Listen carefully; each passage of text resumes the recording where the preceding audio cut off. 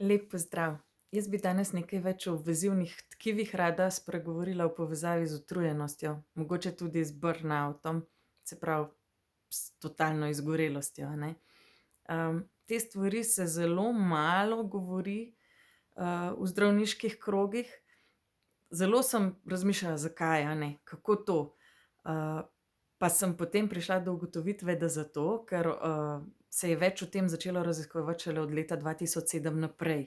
Tako da vsi članki, ki jih na to temo preberete na internetu ali pa strokovni članki, so novejši članki in, zaradi tega niti zdravniška stroka o tem veliko ne ve. Moram pa reči, da si zelo želim, da bi se o tem začelo govoriti, ker mislim, da je to ena zelo pomembna stvar, ki povzroča zelo hude zadeve in je prav, da bi se začelo malo več o tem govoriti, razpravljati, tudi raziskovati, a ne. Jaz sem si včasih predstavljala, da je vezivno tkivo tako kot, neka elastika, ki drži telo skupaj, v bistvu se nisem dosti zmotila, ne. V osnovi dejansko vezivno tkivo, fascia tudi rečejo, a ne, drži telo v pokončnem položaju. To, da drži telo skupaj, je ena od osnovnih nalog, ni pa edina, a ne. Jaz sem to zelo zavedeno mislila, da je to samo to, a ne. Se pravi, če vam vezivna tkiva ne delajo dovolj dobro, če so raztegnjena, če imajo kakšno od 200 vezivnotkivnih bolezni, ki jih slabo poznajo, genskih, ali od 200 drugih vezivnotkivnih bolezni, ki jih poznajo, ali celo kakšno od vezivnotkivnih, ki jih ne poznajo, imate lahko hude probleme, pa ne bojo vedeli, kaj vam je, celo govorili vam bojo, da je vse v vaši glavi ali pa da je to stvar, nevrološkega značaja, a ne. Se pravi, fascia, vezivno tkivo drži telo skupaj, a ne, in če ta elastika ne drži telesa skupaj, morajo to držati mišice. Morajo mišice prevzeti vso nalogo vezivnega tkiva, kar je zelo obremenjujoče za telo. Telo je stalno overload, stalno preobremenjeno, čisto preveč mora delati, a ne, cel čas. Niti zavedamo se ne, ker smo se tako rodili, nam je to normalno, ne. Eni so se rodili hipotonični, zelo, a ne, tistim je bolj na skelet udarilo, tisti, ki so se pa rodili, že z relativno dosti mišične mase, so pa mišice zelo kmalu, zelo hitro vse prevzele, zato tudi navadno izgledate mlajši, kadar imate tako bolezen, ker vaše mišice stalno delajo, ima vsaj kakšen plus, a ne, to, če se malo pohecam. Ljudje, ki imajo raztegnjena vezivna tkiva, imajo po navadi se to vidi, a ne, zato ker enostavno se priklonijo do tal, se dotaknejo z dlanmi tal, komolci jim grejo preko ravnine, kar še malo nazaj, prsti tudi, jaz imam izrazito, glejte, ne vem, a vidite, krive prste od rojstva, a ne. Grejo preko, nazaj se zavijejo, jaz vse gibe lahko delam brez vsakih vaj. Se zvijam tako nenormalno, ne, in za večino ljudi, ki imajo vezivnotkivne težave, to kar velja. No, se pravi, opora telesu. Je pa vezivno tkivo tudi zbiralnik vode, ne boste verjeli, pa transport, snovi izvaja, niso samo žile, a ne, tudi, fascia, ki je največji organ v telesu, večji, se pravi, vezivno tkivo je večji organ, kot je koža. To so ugotovili šele leta 2007, zato se o tem toliko ne govori, niti nas niso učili, a ne. Zelo skrbi za celjenje ran. Tisti, ki imamo te vezivnotkivne težave, se nam rane bolj počasi celijo, a ne. Predvsem pa skrbi za vsa čutna zaznavanja, a ne, telesa, tudi to, kje telo je. Jaz sem bila od nekdaj tako malo ne štorasta, ampak nisem imela ravnotežja. Tudi težave z drobno motoriko, orientacija ni dobra, zato ker zaznave, kje imaš ti telo, ne delajo glih najbolj tako, kot bi mogle, a ne. Se pravi, skrbijo tudi za predelovanje čustev, a ne. Zanimivo, ampak to je znanstveno potrjen podatek, ne. Kar je pa meni daleč no, dobro, pustimo še bom povedala še druge stvari, ke so, a ne, da ne samo, da omogoča gibanje, da je to tudi odlagališče presnovkov, se pravi, skrbi za toksine, zato da kislo-bazično ravnovesje vzpostavlja, da nismo zastrupljeni, da smo tudi omogoča nastajanje same limfe. To dela vezivnotkivni sistem. najbolj fascinantna stvar, ki sem jo jaz prebrala na več koncih, ne samo na enem, a ne, je pa to, da skrbi za komunikacijo. Kolagen, a ne, ki je del tega, je podoben tekočemu kristalu po strukturi in je polprevodnik in deluje kot Wi-Fi v vašem domu ali pa kot elektrika, da komunicira. To niso samo živci, a ne, tako kot smo se mi učili, ampak je vezivno tkivo, ki komunicira naprej, ki deluje, ki prevaja energijo, ojača signal, a ne, filtrira informacije, procesira naprej, a ne, obdeluje podatke. Tudi dokazano je, da je 6-krat več, receptorjev za zaznavo, se pravi nociceptorjev, kot jih imajo ostali organi, ima vezivno tkivo, a ne. Se pravi, a je kaj čudnega potem, da mi zelo natančno zaznavamo bolečino, zelo natančno, hipersenzibilno zaznavamo vonje, okuse, otipe, a ne, in tudi energije, ki grejo čez prostor, a ne, če imamo preveč odprta vezivna tkiva.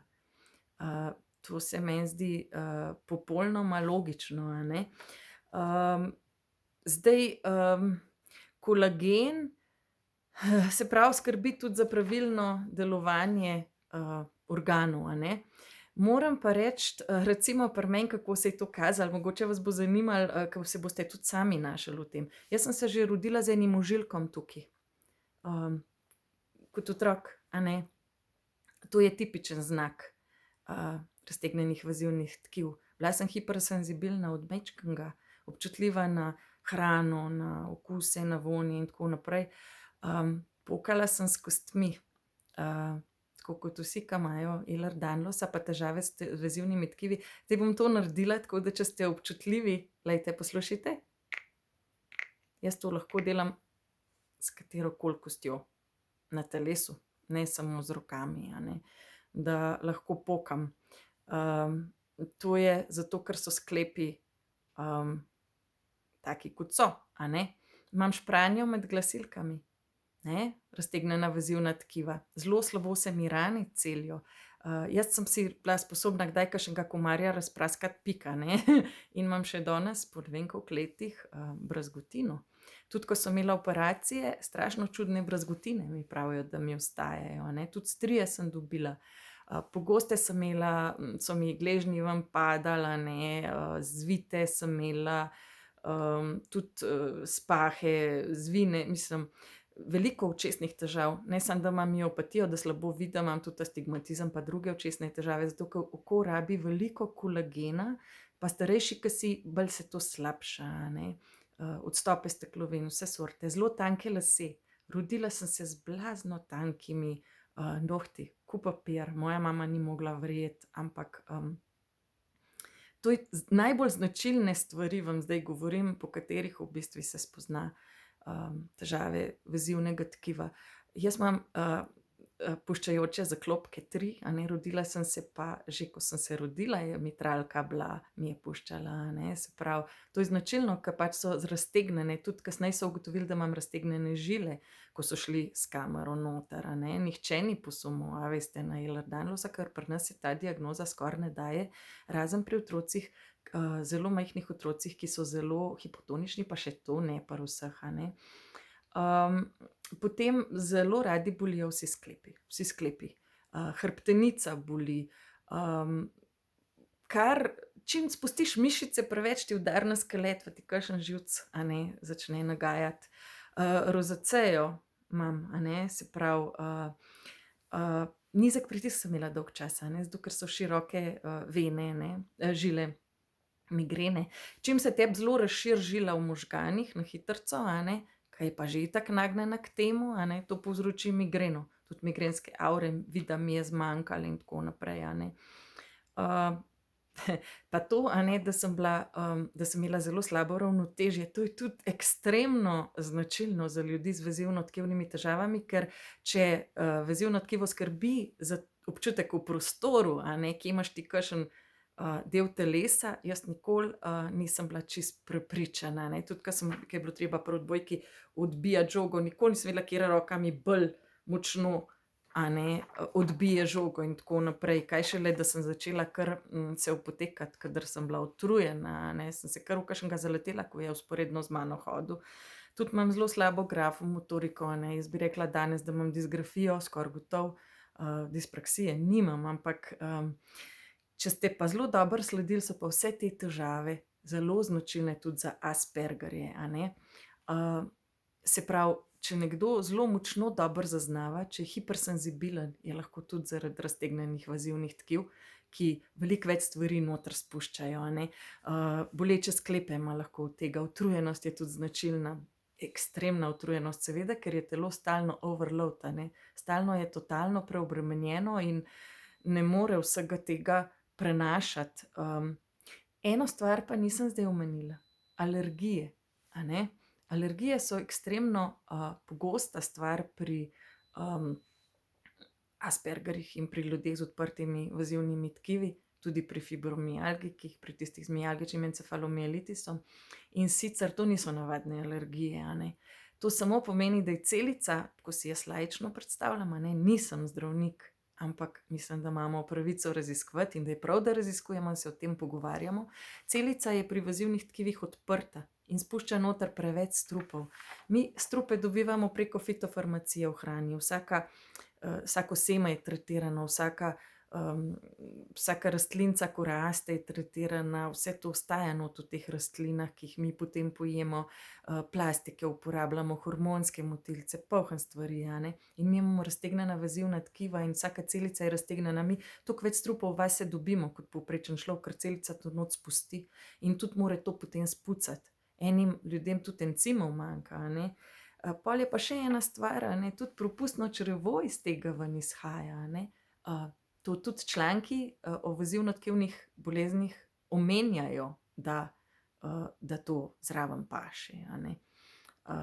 Tako da, ne vem, a sem kaj pozabila, ampak te alergije rečejo aktivacija mastocitov, se pravi, pri nas mastociti tudi izrazito odreagirajo, a ne, na te stvari.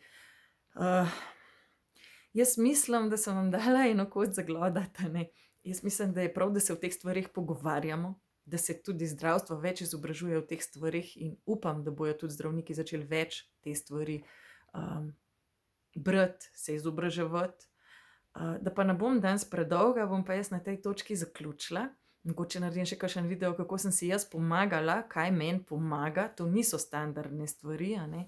To so stvari, ki pomagajo vezivno-tkivcem, bom rekla, da lažje preživimo naše utrujenosti, naše bolečine, našo hipersenzibilnost in tudi, a veste, od tega človek rata nervozen, a ne.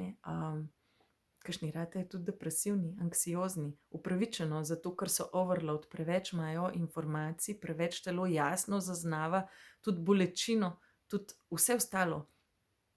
Ne zaznava narobe, veste, nič narobe ne zaznava, čisto prav zaznava, samo tako zelo intenzivno, da je včasih teh držljajev preveč za normalnega človeka. In potem je jasno, da nekateri ljudje to potem težje prenašajo in da morda tudi postanejo anksiozni, depresivni, ker je za koga res to čisto preveč, a ne, in rabijo svoj mir, morajo se umakniti, ne morajo iti preko svojih meja, ampak se morajo ustaviti takrat, ko je treba. Mogoče pa več o tem, pa kako si pomagati. Še to, zdravnika pri nas, ki bi diagnosticiral odrasle Ehlers-Danlosa ali pa Aspergerja, jaz osebno ne poznam, pa sem že zelo veliko iskala, mogoče kakšen privat, če pa veste, bom pa vesela vaših odgovorov spodaj pod komentarji, pa naredim še kakšen video. Lepo bodite.